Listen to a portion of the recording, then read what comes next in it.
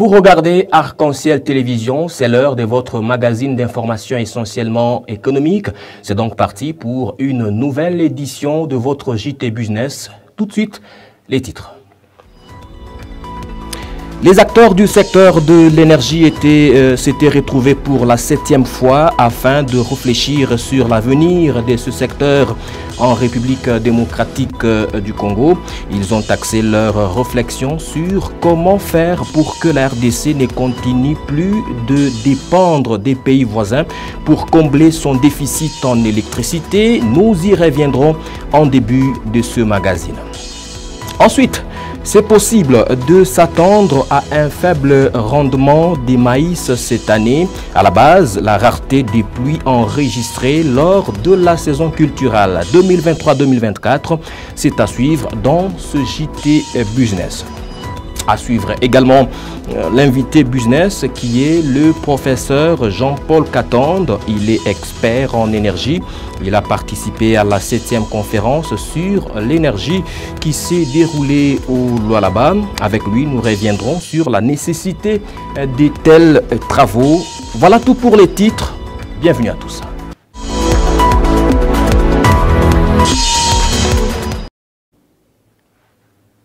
Pour commencer, comment faire pour que la République démocratique du Congo ne continue plus de dépendre des pays voisins afin de combler son déficit en électricité alors qu'elle a tout le potentiel énergétique? La question était au cœur des réflexions lors de la 8e édition de la conférence sur l'énergie qui s'est tenue au Lualaba. Retour sur les grandes lignes de cet événement dans ce commentaire de Arcel Logis. Il s'agissait d'un cadre de réflexion pour réduire le déficit énergétique en RDC, notamment en faisant recours aux énergies renouvelables. Au cours de cette rencontre annuelle, les experts ont réfléchi sur les modalités à mettre en place pour canaliser cet effort de fournir l'énergie aux populations congolaises, pour que le pays devienne indépendant du point de vue énergétique. Cette 7e édition de la conférence sur l'énergie s'est apaisantie sur des questions clés telles que les nouvelles capacités énergétiques dans le pays, la régulation du secteur énergétique ou encore les questions liées à la transition énergétique et les contraintes environnementales. Tous les participants à ces assises étaient tombés d'accord sur le fait que la robustesse de la demande portée par le secteur minier continue d'accentuer le défi en énergie électrique. Ils ont aussi martelé sur le fait que la fourniture de l'électricité reste un préalable pour débloquer le potentiel économique pour une croissance durable et équitable. Deuxième titre, la saison culturelle 2023-2024 a connu moins de pluie et devront permettre une meilleure floraison des maïs, justement, dans les rangs des ingénieurs industriels. Ce faible niveau des pluies impactera négativement le rendement de cette denrée des grandes consommations à Lubumbashi, notamment. Les explications avec Merveille Mouhemba. C'est moins de 700 mm d'eau qui ont été enregistrés durant la saison 2023-2024, alors que dans la situation normale, on arrive à 1200 mm pour la seule région de Lubumbashi. La répartition de cette quantité d'eau a été aussi régulière. Ces deux facteurs réunis font que l'on considère que le faible niveau des précipitations aura une incidence négative sur le rendement des maïs, étant donné que la culture des maïs exige qu'il puisse y avoir assez d'eau pendant la période de floraison. Quand on sème le maïs autour du 15 novembre, ça doit arriver à floraison mâle autour du 15 janvier. Vous allez constater, M. Magloire, que pendant cette période, malheureusement, nous avons connu une période où il n'y avait pas de pluie pratiquement. On pouvait assister à une semaine sans pluie, 7 jours sans pluie. Et là, ça pose un problème au niveau de la culture parce que quand nous parlons de la culture du maïs, comme je vous ai dit, par rapport à la période critique, ça veut dire la période pendant laquelle les maïs ont plus besoin d'eau, c'est pendant cette période de la floraison. Mais il n'y a pas que ça, c'est aussi pendant cette période, donc 45 jours après semis, qu'on doit devoir apporter l'urée. ça a posé des problèmes. Il y a des agriculteurs qui ont apporté leur urée, mais il n'y a pas eu d'eau pour, n'est-ce pas, permettre une bonne absorption, n'est-ce pas, de ces engrais. À l'avenir, des précautions sont à prendre pour sauver la saison et espérer ainsi un bon rendement. Et parmi ces précautions figure notamment la révisitation du calendrier agricole. Ça signifie qu'il ne faut plus dire aux agriculteurs de pouvoir s'aimer du 15 novembre au 15 décembre. Avec des perturbations climatiques que nous connaissons maintenant, il y a lieu de pouvoir indiquer d'autres moments de semis pour arriver à résoudre les problèmes. Aussi faudra-t-il recourir à des variétés de maïs à cycle court, c'est-à-dire celles qui peuvent arriver à produire 90 à 100 jours. Il faut privilégier donc ces variétés-là, même si c'est connu que ces variétés ont des rendements un peu inférieurs aux variétés à cycle long, mais elles sont indiquées pour ces périodes où nous connaissons des perturbations. L'utilisation des variétés tolérantes est aussi à envisager comme stratégie lors des périodes de perturbation. Merveille Mouemba et Jules Kabamba dans ce reportage. Et puis le gouvernement de la République démocratique du Congo, à travers le ministère de Mines, a exprimé sa désapprobation en rapport avec les nouvelles taxes instaurées par le Rwanda de Paul Kagame à travers ses supplétifs du M23 dans les mines de Rubaya dans le territoire de Massissi. Nous sommes là en province du Nord Kivu. C'est dans un communiqué signé par la ministre Antoinette Samba que la République démocratique du Congo a exprimé sa préoccupation face à cette cacophonie. Les explications avec Marcus Akenda. La ministre des Mines proteste contre le fait que sur les sites miniers de Rubaya, actuellement sous occupation du M23 soutenu par le Rwanda, les négociants et les creuseurs artisanaux se voient contraints de verser une taxe unique de $3 000 par tonne pour le coltan et $2 000 par tonne pour la casitérite. Le paiement de ces taxes, regrette la ministre des Mines, s'effectue à Kigali au Rwanda. Antoinette Samba affirme que le territoire acquiert le minerai produit sur ces sites, le stocke dans un entrepôt à Mouchake avant de les exporter vers le Rwanda. Une pratique qui constitue une violation flagrante des dispositions internationales et régionales en la matière. Sollicitant les sanctions contre le Rwanda, la ministre des Mines de la RDC appelle ses partenaires, notamment l'ONU et la CIRGL, à imposer un embargo au Rwanda pour violation des accords internationaux sur l'importation et l'exploitation de minerais extraits dans les zones de conflit. Elle espère un engagement ferme de tous les acteurs, y compris les consommateurs finaux de produits miniers en faveur d'un approvisionnement en substances minérales sain et responsable. Et puis à l'étranger, la guerre commerciale s'intensifie entre la Chine et les États-Unis. La Maison-Blanche annonce en début de la semaine une augmentation marquée des droits des douanes appliqués à l'équivalent de 18 milliards de dollars américains sur les produits chinois, ciblant plusieurs secteurs. Les explications dans ce commentaire de Jean-Luc Tchiani.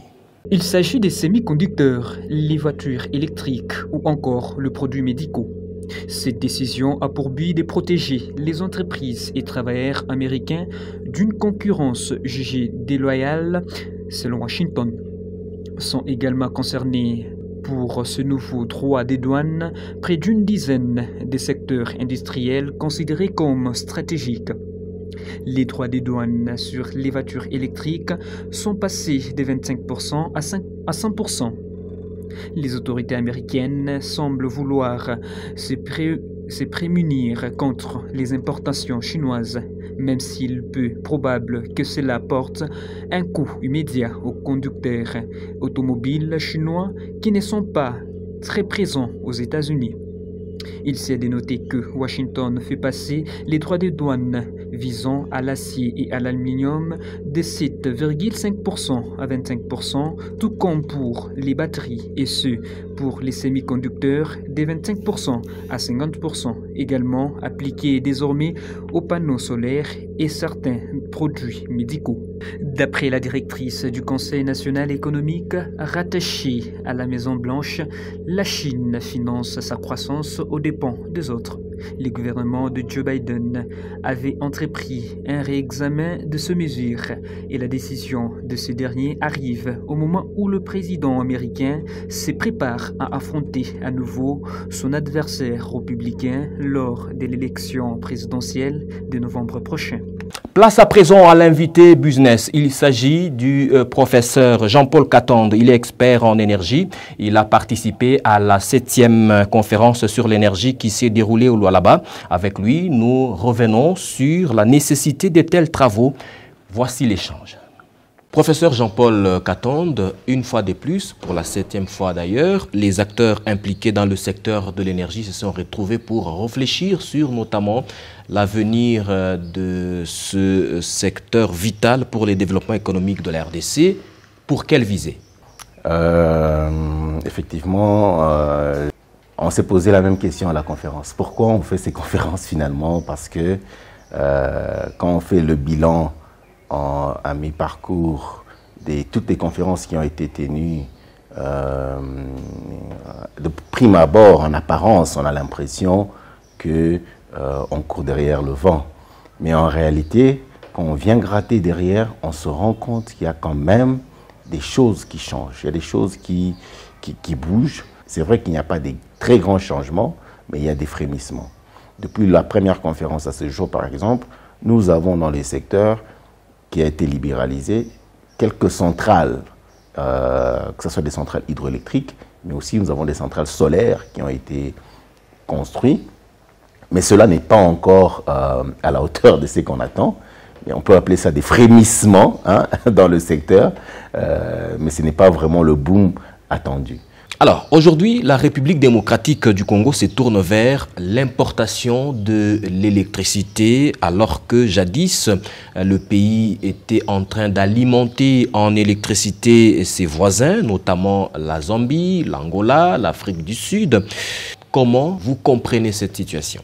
Dans les années 80-90, nous étions l'un des pays qui exportait l'électricité dans la sous-région, que ce soit la Zambie, que ce soit l'Afrique du Sud. Et au jour d'aujourd'hui, c'est l'inverse. Et tous ces pays ont compris que le Congo est à genoux sur le plan énergétique.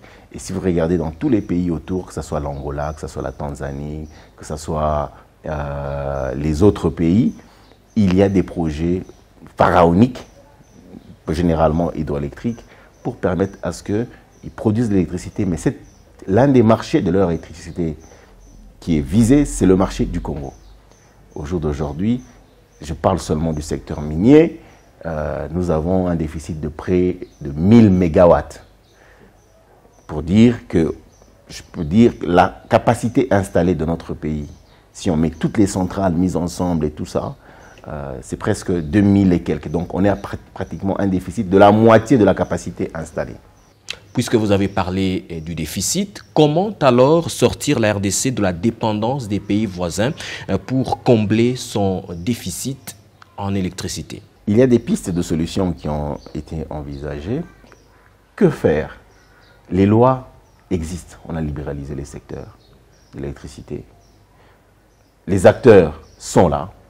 Mais comme je vous ai dit tantôt, la plupart des acteurs ne sont pas accompagnés comme ils le souhaiteraient, comme il le faudrait. Il faut vraiment, au niveau de la gouvernance, au niveau du leadership au niveau du pays, un coup de bâton qui fasse très très mal. Parce que le temps joue contre nous. Nous avons également réfléchi à des solutions décentralisées, à petite échelle, notamment le solaire domestique. Nous avons vu dans certains pays, il existe des modèles où l'État peut accompagner des gens, notamment des familles avec des moyens modestes, pour acquérir des panneaux solaires. À bien vous comprendre, vous êtes en train de faire allusion à la diversification des sources d'énergie. Tout à fait. Nous avons le potentiel. Si nous n'avions pas le solaire que nous avons, notamment ici dans la zone Grand Katanga, nous avons un ensoleillement important, 3 fois, 5 fois plus important que la moyenne au mondial. Donc il faut profiter de cela.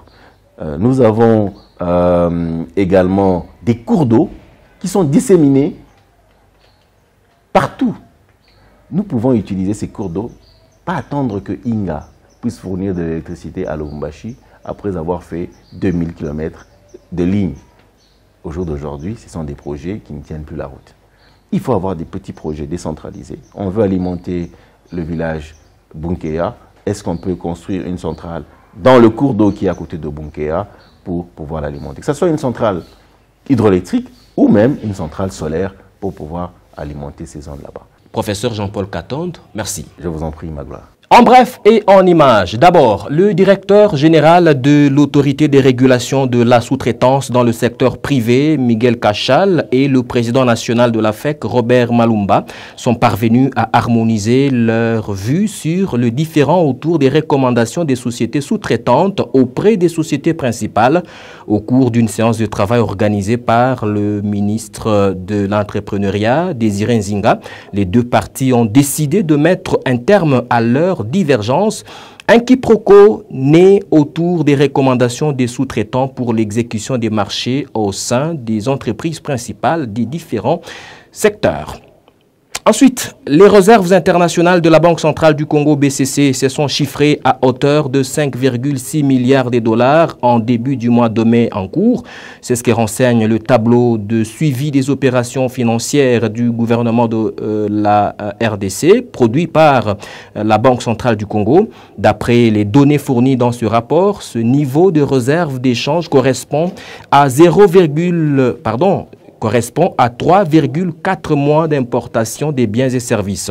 En comparaison à la même période de l'année dernière, il s'observe une hausse significative de réserves internationales d'échange de l'ordre de 1,4 milliard de dollars américains. Enfin, le cadastre minier CAMI a publié une liste de 221 sociétés détenant au total 597 titres immobiliers miniers dont les paiements pour l'exercice 2024 n'ont pas été enregistrés par les services financiers du CAMI.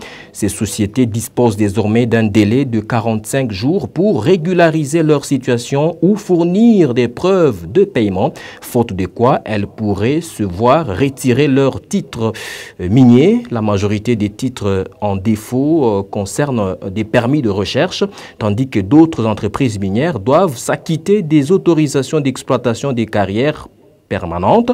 La liste complète des sociétés concernées est disponible sur le site web du cadastre minier, précise l'établissement public. À présent, voici la tendance des prix des denrées alimentaires des grandes consommations sur différents marchés de la ville de Lubumbashi. Un carton de cuisse poulet est vendu entre 59 000 francs congolais à 92 000 francs congolais selon les poids. Un carton de chinchard est vendu entre 135 000 francs congolais et 159 000 francs congolais, alors qu'un sac de farine de 25 kg est vendu entre 52 000 et 50 000 francs congolais. Un sac de riz de 25 kg il se négocie à 79 000 francs congolais. Un sac de sucre est vendu à 100 000 francs congolais. Un sac de sucre de 25 kg. Un sac de braise est vendu entre 15 à 20 000 francs congolais. Et enfin, un bidon de 5 litres d'huile végétale est vendu à 25 000 francs congolais. Et ceci nous permet de parler des prix des principales matières premières d'exportation de la RDC sur le marché international. Au 18 mai 2024, le cuivre est vendu, a fini la semaine avec 10 082 $ la tonne. Le cobalt finit la semaine avec 27 473 $ la tonne. Et l'or finit la semaine à 2 314 $ l'once. Et pour terminer, voici l'évolution du taux d'échange selon les données fournies par la Banque centrale du Congo BCC au 18 mai 2024. $1 américain à l'achat, il équivaut à 2 737 francs congolais, alors qu'à la vente, $1 équivaut à 2 849 francs congolais. 1 euro à l'achat équivaut à 2 963 francs congolais, alors qu'à la vente, 1 euro équivaut à 3 084 francs congolais. 1 franc CFA à l'achat équivaut à 4 francs congolais, alors qu'à la vente, il équivaut à 4 francs 70 centimes. Un kwacha zambien, 108 francs congolais à l'achat, alors qu'à la vente, il équivaut à 112 francs congolais. Un rand sud-africain équivaut à 148 francs congolais à l'achat et 155 francs congolais à la vente. Madame, Messieurs, c'est par ici que s'achève ce JT Business. Merci de nous regarder. Restez sur votre télévision pour la bonne continuation de nos programmes. Au revoir.